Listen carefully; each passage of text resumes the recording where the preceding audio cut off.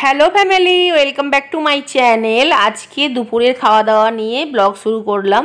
আর তোমরা তো দেখেছো আগের ব্লগে কে এসেছে আমাদের বাড়িতে, আর মেনু কী আছে সব কিছু পরে বলছি। টেবিলে আজকে খাইনি, জুনের পাপা বলছিল যে টেবিলে খাওয়ার জন্য। আর টেবিলে খাইনি বলতে কী জানো তো, আমাদের তো সেই 4 টেবিল, আর এক সাইডটা না দেয়ালে মানে সাইড করা আছে, মানে দেয়ালের দিক করা আছে।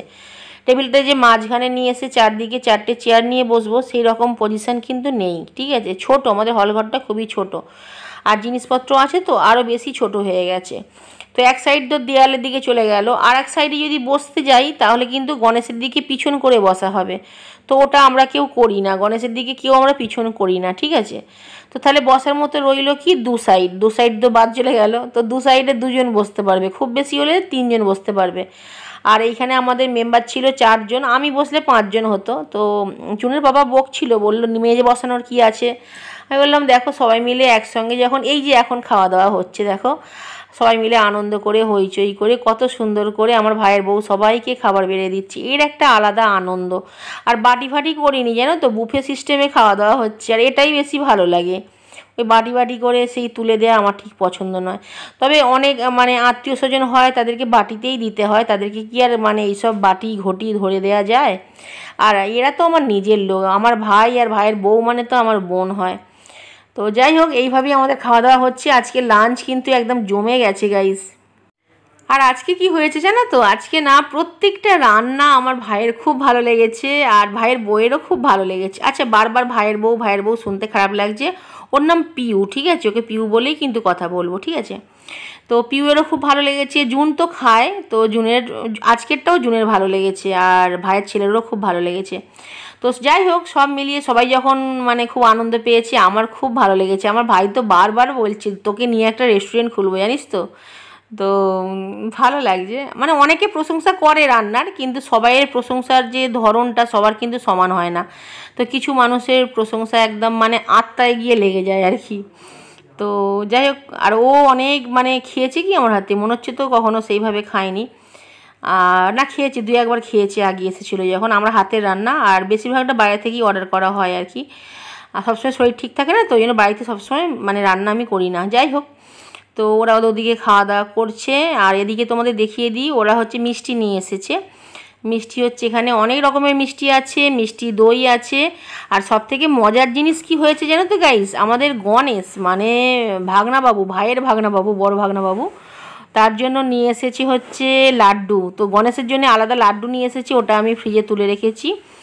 আর আরও অনেক কিছু নিয়ে এসেছে, তোমাদের দেখাবো, পরে দেখাচ্ছি তোমাদের, ঠিক আছে। তো এখন হচ্ছে বিকেল হয়ে গেছে, 5টা বেজে গেছে। তো জুনের পাপা একটু বেরোচ্ছে আজকে। জুনের পাপা না মাসিমণিদের বাড়ি যাবে। মাসিমণি বলতে জুনের মাসিমণি, বা আমারও মাসিমণি বলতে পারো। তোমাদের দেখিয়েছি আমি মাসিমণিকে আগে। তো ওই জন্য সবাইকে বাই করছে, সবাইকে হাগ করছে। যাই হোক, তো ও বেরিয়ে যাচ্ছে, তারপরে আমরা একটু হইচই করলাম, পরে সব দেখাচ্ছি আস্তে আস্তে। আচ্ছা, তোমাদের তো ওই সিনটা ভিডিওই করা হয়নি, সরি।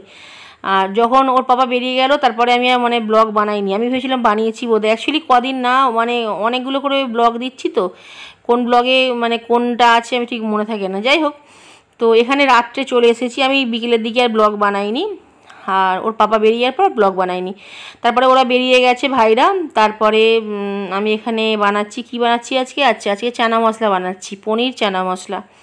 আর আমি তো রুটি বানাতে পারি না, তোমাদের আগেই বলেছি। তো আজকে হচ্ছে জুনের পাপাকে রুটি আনতে বলেছি, আজকে মানে আজকেও, আগের দিনেও নিয়ে এসেছিলো। যাই হোক, এটা মশলা রেডি হয়ে গেছে, কড়াইটা সেদ্ধ করে রেখেছি, এইবারে এটা মিশিয়ে দেব। খুব ভালো লেগেছে এটাও। পিউ না মানে অনেকে হয়তো ভাববে বেশি আদিক্ষেতা, ভাইয়ের বউকে দাদার বউকে কি আবার ভালোবাসে না গো। আমাদের বাড়ির মানে কিছু কিছু বউ আছে খুব ভালো, তোমাদের পরিচয় করিয়ে দেবো, তার মধ্যে পিউ একজন। পিউ যখন আমাকে খাওয়ায় না, অ্যাকচুয়ালি তোমাদের ছোট্ট করে বলি আমি। আচ্ছা, তার আগে তোমাদের বলি, এইগুলো কিন্তু আমি আগে দেখালাম, কিন্তু ভালো করে দেখানো হয়নি। এগুলো হচ্ছে আমার নমাদের গাছের সবজি, করলা, বেগুন, লেবু সবই। আর এই প্যাকেটটায় দেখছো এখানে গয়না বড়ি আছে, যখন রান্না করে খাবো তখন তোমাদের পরে খুলে দেখাবো, এখন আর খুলছি না, ঠিক আছে। আর ছাঁচি পেঁয়াজও দিয়েছে, ছাঁচি পেঁয়াজ বলতে অনেকে মুড়ি পেঁয়াজ বলে, তো নমা মুড়ি পেঁয়াজও পাঠিয়েছে। আর তো ওগুলো চোখের জন্য ভালো, চুলের জন্য ভালো। এই যে পেঁয়াজ, এগুলোকে অনেকে ছাঁচি পেঁয়াজ বলে, অনেকে আবার মুড়ি পেঁয়াজ বলে, আমরা মুড়ি পেঁয়াজ বলি।